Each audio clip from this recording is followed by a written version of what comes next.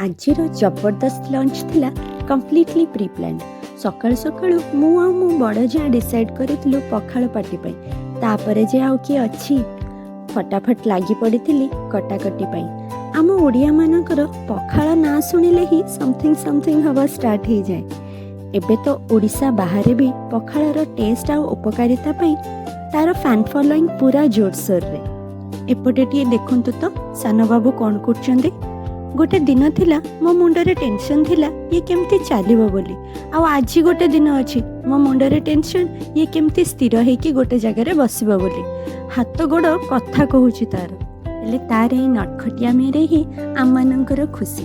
ताको खुआई पियाई सुआई दे आमे दी जा फुल स्पीड रे बढ़िथिलु आमर पखाळ कंसा आड़को। पखाळ सहित मते तो बेसी वेराइटी दरकार हुएनी, हेले मुढ़ी सहित जमती मिक्सचर, इडली सहित जमती संबर, सेमती पखाळ सहित टिके दला दली टिके पाग नहेले पखाळ कण जमिबो।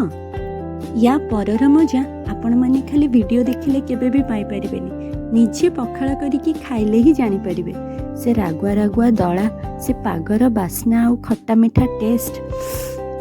जदि आमको देखी आपण मानकु भी पखाळ खाइबा पई इच्छा हेलानी ताहले ए वीडियो को लाइक और शेयर निश्चित करिवे। और मो चैनल को सब्सक्राइब करिवे और कमेंट रे जणेबे आपण माने भी पखाळ फैन कि नुह।